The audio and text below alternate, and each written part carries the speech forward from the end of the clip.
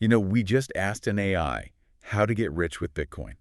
And trust us, its answers are absolutely wild. Uh-huh. We're talking strategies that might just challenge everything you thought you knew about crypto investing. Really, some truly bold ideas. Yeah, it sounds like it pushes the boundaries a bit. Definitely. From using borrowed money on market dips, believe it or not, Mm-hmm. to setting up Bitcoin mining in places you'd maybe never expect. Mm. Welcome to the deep dive. This is where we try to cut through all the noise, bring you the most fascinating insights from finance, tech, and, well, whatever catches our eye. And today, it's Bitcoin wealth generation. Exactly. We're plunging headfirst into these audacious strategies dished out by Grok. That's the AI on X, used to be Twitter. Ah, Grok. We pulled together insights from some top sources, NASDAQ, Cointelegraph, Go Banking Rates. They've all looked into Grok's. Well, let's call it unconventional advice. Unconventional but thought-provoking, maybe. That's the perfect way to put it. So our mission for you, our listener, is pretty clear today. We want to help you understand that crucial difference, and sometimes it's razor thin, between genuinely savvy crypto moves and, frankly, outright speculative danger. Mm-hmm. That line can be blurry. Totally. We're going to explore the how, sure, but also the why behind these ideas, helping you kind of align your own ambitions with your personal risk tolerance. Which is different for everyone. Absolutely. So get ready to maybe question some things, consider the extreme, and perhaps just maybe redefine what being a crypto investor really means today. Okay, let's kick things off. Let's talk about our AI guru for today. Grok, getting a lot of buzz on X. Right? Yeah, it is. Dishing out what you can really only describe as high-octane strategies for Bitcoin wealth. High octane is a good word for it. It's almost like having this super fast, maybe super intense financial advisor in your pocket. One that can process just vast amounts of data in moments. Right. But the output, that's the key question, isn't it? What kind of advice does it actually give? Exactly. And how should you interpret it? Well, what's really fascinating here, especially for, people who already follow crypto closely, is how AI-generated advice like Grok's is fundamentally different from traditional human advice. How so? Well, you're not dealing with, say, human intuition or emotional biases or even like a typical risk-averse financial planner. Okay. Instead, you've got this entity, Grok, that can rapidly synthesize just massive amounts of information. We're talking historical market data, complex pricing models, global economic stuff, even social media sentiment. Wow. All of it. Yeah, potentially. And it uses all that to generate tons of investment scenarios. And some of these, as we'll get into, are pretty extreme. They definitely push the boundaries of what most people would call prudent. Right. So it's crucial to understand that this kind of advice comes from pattern recognition, statistical probability. It can model outcomes based on complex math. But it doesn't feel the pain if a trade goes bad. Exactly. It lacks that human element, that is understanding of consequences. That distinction is just paramount when we're looking at these high-stakes suggestions, the theory versus the real-world safety. And yeah, some of these suggestions are truly audacious. They push limits even for, seasoned crypto folks.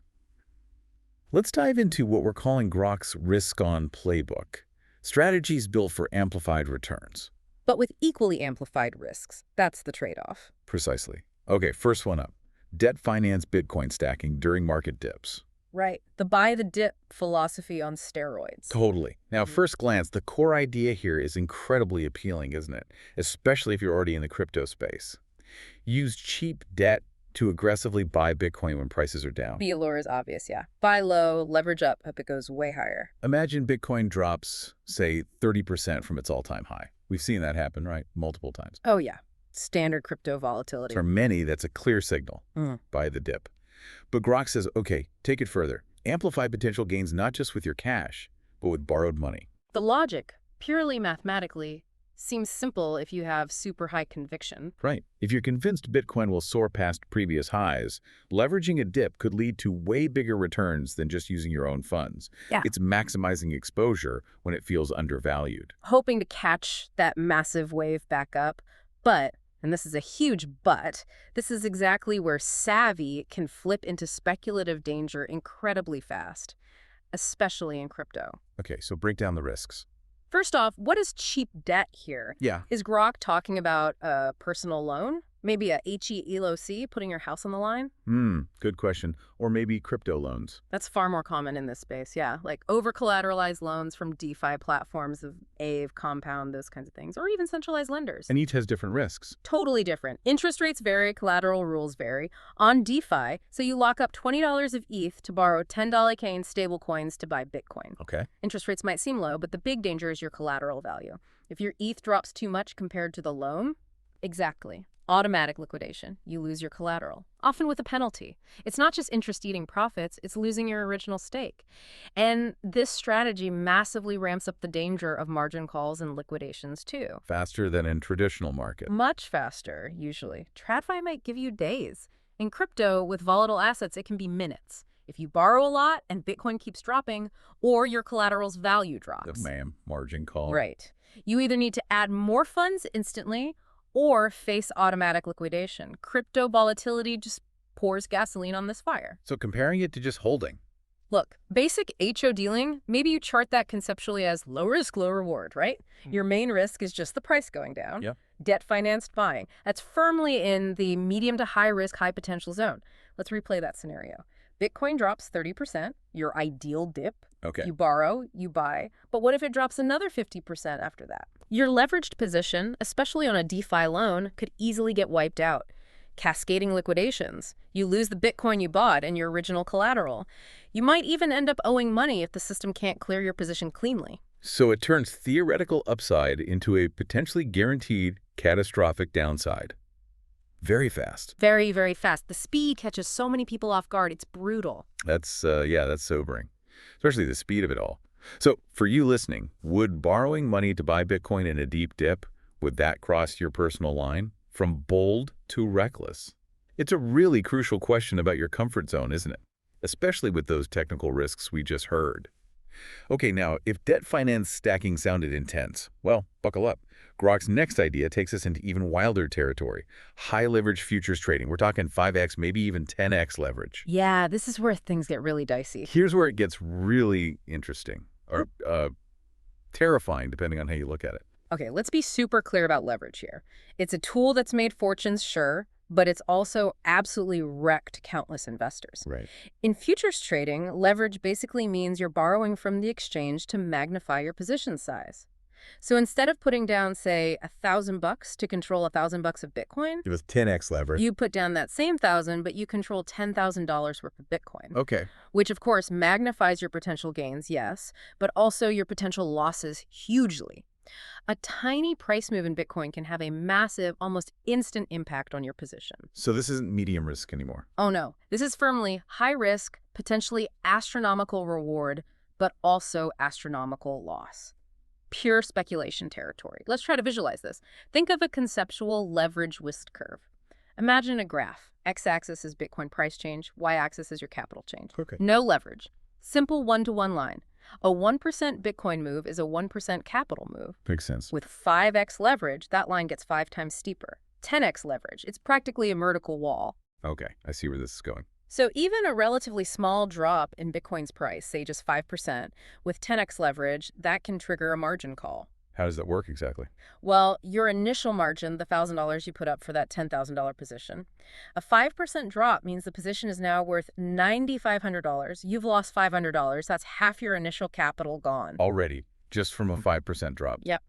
And exchanges have a maintenance margin, a minimum equity level you need. Let's say it's 7% of the position value, so $700 in this case. You're now below that.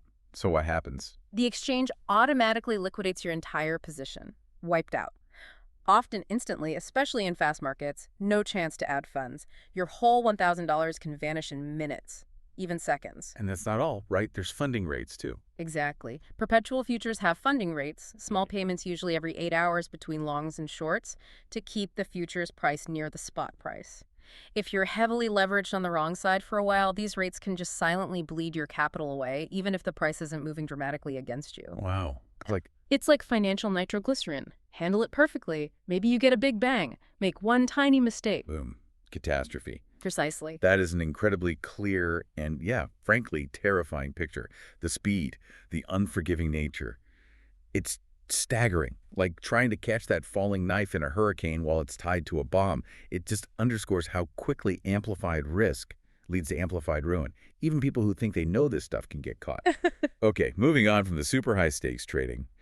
Grok also suggested something, well, a bit more foundational, something touching the very core of how Bitcoin works, ASIC mining, but specifically in ultra-low-cost energy settings. Right, back to basics in a way. Okay, let's unpack this. This isn't just buying and selling. This is Yeah. about the actual infrastructure of Bitcoin. It's kind of old school, but always relevant. Exactly. This advice highlights a fundamental truth in Bitcoin mining, something anyone serious in the industry knows inside out.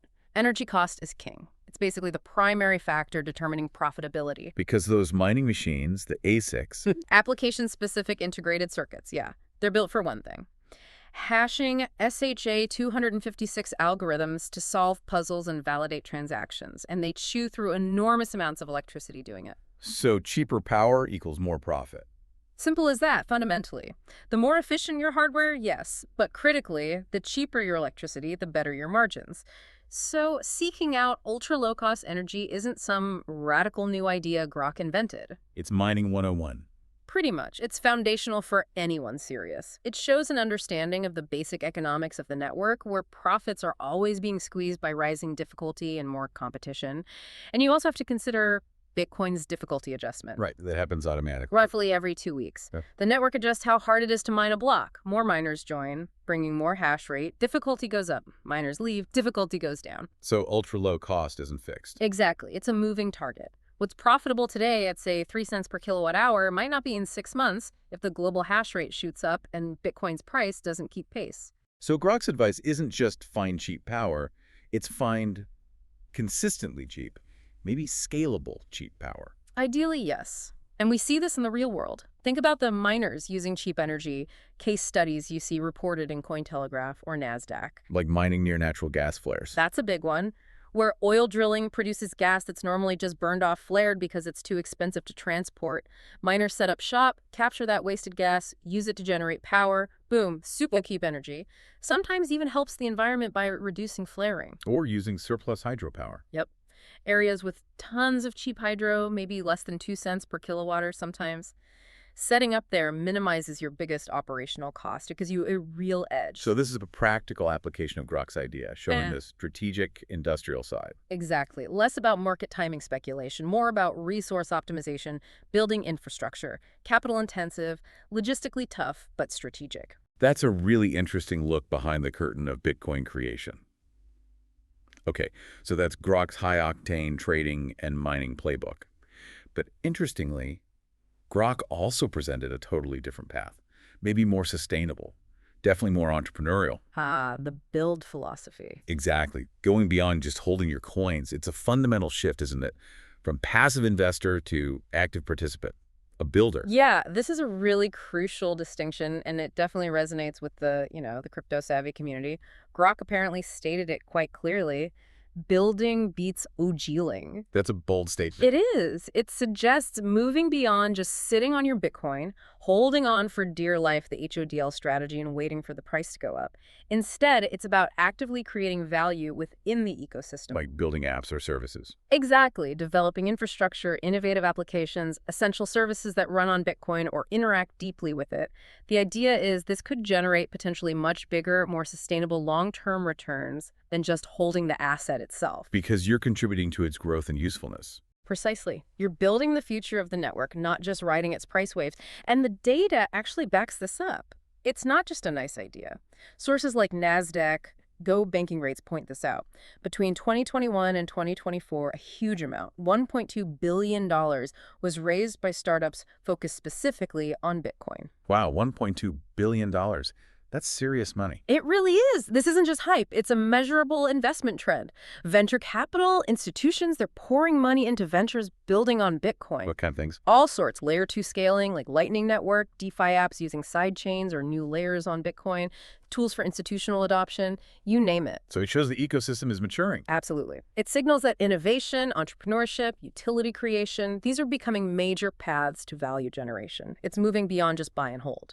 Smart money sees potential in building utility around Bitcoin, not just betting on its price. Okay, let's make this build idea more concrete. Yeah. especially for anyone listening who's thinking beyond just holding. Grok's advice about launching Bitcoin businesses. Hmm. We saw this with crypto yield startups, right? Even if some hit rough patches. Indeed. Companies like, say, BlockFi or even something like Rocket Pool, they're good examples. Maybe complex, even cautionary tales, but Yeah. they fit this build, don't just HODL idea. How did they work? Well, BlockFi was a centralized platform. You could deposit Bitcoin, other cryptos, or an interest. They also offered crypto-backed loans. They were trying to create bank-like services for crypto. Providing utility, generating yield. Right. Rocket Pool, different focus. It's on Ethereum, but same spirit. It's a decentralized staking protocol. It makes it easier for people to stake ETH without needing huge amounts of capital or technical know-how, lowering barriers, providing a service layer on top of the core blockchain. So innovative models trying to add value. Definitely innovative. But importantly, the sources also highlight that these ventures often ran into regulatory setbacks or hacks. The risks of building. Exactly. It's not risk-free either, just different risks. BlockFi, for instance, had huge issues with regulators, especially the SEC in the U.S. Questions about unregistered securities for their interest accounts. Big fines, market downturns, exposure to failed firms. It all led to bankruptcy. And hacks. Always a danger. Smart contract bugs, stolen keys, platform vulnerabilities. We've seen countless DeFi projects lose millions, sometimes billions, to hacks over the years. Building is tough, especially in a new space. So that startup funding map concept, Yeah. picturing that $1.2 billion flowing in. You have to imagine it showing not just the funding peaks during boom cycles, but also the valleys, the failures, the regulatory crackdowns. BlockFi's collapse, for example. That funding distribution, where it went, what worked, what failed spectacularly. It tells the story of the ecosystem's growth, its challenges, its painful maturation. It's not a smooth ride to success. Far from it. It's dynamic, often turbulent, and definitely high risk, even when you're building. That really deepens the picture. It makes you appreciate the huge opportunity, but also the immense challenges of creating something new here. So if you, listening, were to jump into this build space, what kind of Bitcoin business comes to mind? Solving a real problem, maybe. It's a different kind of challenge, isn't it? Needs creativity, resilience, not just capital. Okay, so we've covered Grok's bold visions, the aggressive trading, the debt plays, the strategic mining, and this entrepreneurial build angle. We've seen how AI can spit out some truly extreme, innovative ideas. Yeah, quite a range. But, like any good AI should, especially dealing with something this volatile, Grok apparently hit the brakes too, offered some really important disclaimers. Social disclaimers. And these aren't just legal cover, are they? They feel like critical lessons from the real world. Lessons we ignore at our own risk, no matter how much we think we know. Absolutely. Grok was apparently quick to add things like, not a financial advisor, smart people still lose money with risky moves, and leverage can wipe you out fast. Standard warnings, but why are they so vital coming from an AI proposing these strategies? Because an AI, no matter how smart its algorithms or how huge its data set, works purely on data. It generates ideas, models scenarios, predicts probabilities based on history, often with amazing precision. But it lacks Human judgment, emotional intelligence. Crucially, it has zero understanding of your personal financial situation, your risk tolerance, your life goals. And AI doesn't know about your mortgage, your kid's college fund, your emergency savings. You have that context. None whatsoever. It can't tailor advice to your human circumstances. And what's really interesting is that the AI itself, just by analyzing market data and outcomes, seems to recognize the inherent danger in its own suggestion. Like it learned from all the past failures it processed. It's almost like that, yeah. As if it saw so many blowups that it integrated those hard lessons and put warnings in its output. It shows the power of data. Even AI can spot the boundaries of prudence, even while exploring extreme possibilities. So the disclaimers bridge the gap between theory and reality. Exactly. They remind us that information, no matter how intelligently generated, needs human interpretation, risk understanding, and responsible application based on your individual situation. So what's the takeaway for us, for you listening? AI can be an incredibly powerful tool, right? For exploring extreme ideas, pushing boundaries theoretically, but it can't absolve us of critical thinking or personal responsibility. It's a tool, a very advanced tool, perhaps. But not a guru, not human. And we don't have to look far to see the real-world consequences when those warnings about leverage, for instance, are ignored. Leverage gone wrong isn't just a phrase. It's real, recent, catastrophic. Just look at the collapses of firms like FTX and Three Arrows Capital, 3AC. Yeah, those are huge, not small players. Not at all. Meiji entities, billions in capital, huge influence. Their failures sent shockwaves everywhere, both FTX, mainly through its related hedge fund Alameda Research, and 3AC, a big crypto hedge fund. They use borrowed money and incredibly high leverage to grow fast and make big bets. The same principle Grok suggested, basically. Amplify returns with borrowed money. Precisely. FTX and Alameda had these complex, opaque, leveraged trading operations, allegedly even using customer funds improperly. 3AC made massive leveraged bets all over the crypto map, borrowing heavily from institutions. And then the market turned. Exactly. The crypto winter hit, prices dropped sharply, people fled to safety, and those super leveraged positions just imploded. This is where that conceptual leverage risk curve becomes brutally real. With that much leverage, even relatively small percentage drops in their assets, Bitcoin, ETH, altcoins, triggered massive margin calls from lenders. They needed more cash fast. Which they often didn't have, or in FTX's case, it wasn't really liquid, or maybe wasn't even theirs. So lenders forcibly liquidated their positions to get their money back, Which pushed prices down even further. creating a vicious downward spiral. Forced selling drives prices down, triggering more liquidations, driving prices down more. It escalated rapidly into total failure. Billions lost, fraud alleged at FTX. Right. Bankruptcy for FTX. For 3AC, insolvency, billions defaulted on loans, which then caused contagion, hitting other lenders like Genesis, BlockFi, accelerating the whole mess. Wow. It shows exactly how leverage backfires. Amplified gains turn into amplified ruin. And it proves even smart people, sophisticated institutions can get caught. It's a stark, unforgettable lesson. That detail really hammers home the danger. Which brings us back to this core idea for today. Distinguishing audacious from reckless. Grok's ideas, definitely audacious, pushing limits, chasing big returns. Theoretically possible, maybe. But the human element, your element, that's what decides if it crosses into reckless territory. You have to really think hard. Ambition versus actual personal risk tolerance. Grok shows the extreme edge of the map, but you have to decide where your line is. It's about deep self-awareness, isn't it? Knowing what you could do versus what you should do given everything else in your life. Comfort with potential loss, even total loss. That's absolutely critical. And this is where AI like Grok is maybe best seen as a powerful simulator, not an oracle. A sandbox for extreme ideas. Exactly. It lets us explore these concepts theoretically, see the outer limits of possibility, model extreme risk-taking scenarios.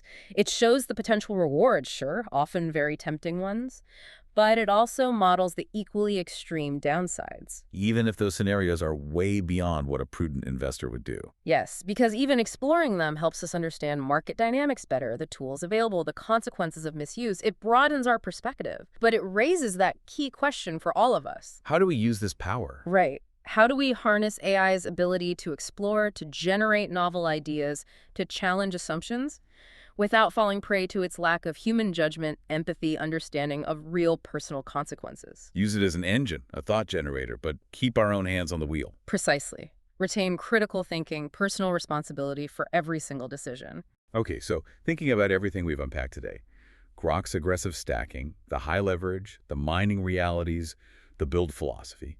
Which approach, for you listening, do you ultimately trust more for your own journey? Is it the steady, old-school dollar-cost averaging? Or these bold, high-leverage plays with huge potential swings both ways? It's a fundamental question of strategy and risk. And maybe more personally, have you actually used AI like Grok or ChatGPT for investing ideas? Maybe just exploring scenarios. What worked? What, maybe more importantly, backfired? We'd genuinely love to hear about your experiences. All right, let's try to wrap up this fascinating, pretty deep dives into Grok's audacious playbook. We looked at the aggressive debt finance Bitcoin stacking on dips, getting into those crypto lending risks. The collateral risks. Then we navigated the super high-octane, frankly perilous world of 5-10x leveraged futures, that rapid liquidation potential. Yeah, the speed is key there. We also examined the foundational side, ASIC mining, ultra-low-cost energy, the economics of hash rate and difficulty. The industrial strategy. Then shifted to build, don't just HODL, Right. $1.2 billion in startup funding, but also the real risks, regulation, hacks. The entrepreneurial path with its own dangers. And crucially, we layered in Grok's own disclaimers. Plus the stark reality check from failures like FTX and 3AC. Leverage gone wrong isn't theoretical. Absolutely not. So it's been a journey from AI ambition to market reality and human responsibility. Yeah, and I think what this deep dive really highlights is that Grok's suggestions, while extreme, maybe often impractical for most, they force us to think. Think deeply, critically about our own financial courage versus our caution. They make you define your own boundaries. Exactly. They present the full spectrum, pushing us to figure out where we stand on risk and reward. So what does true savvy look like in a market like crypto that changes so fast? It's not just following advice blindly. Definitely not. Whether it's from an AI or a human guru, it's about really understanding the mechanics, meticulously evaluating all the different risks, and constantly adapting your strategy based on new info, market shifts, your own goals. Ongoing learning, critical thinking. And a healthy respect for volatility. It's not about finding a magic shortcut to riches. It's about navigating complexity with intelligence and prudence. Well said. Now, if you found genuine value in this guided deep dive, exploring Grok's bold and yet often risky strategies, we'd honestly really appreciate your support. It does make a difference. It really does. Liking this deep dive, subscribing to the channel, hitting that notification bell, it helps us hugely. Your engagement is absolutely critical. It tells the algorithms people find this useful, boosts our visibility. And lets us keep doing this. Exactly. It fuels us to keep creating quality, in-depth crypto content, explorations like this one, for you, every single week. Your interaction, your clicks, they genuinely make a tangible difference in what we can bring to you. So thank you for that. Absolutely. Join us next time for another deep dive where we'll uncover more fascinating insights and hopefully cut through the noise together.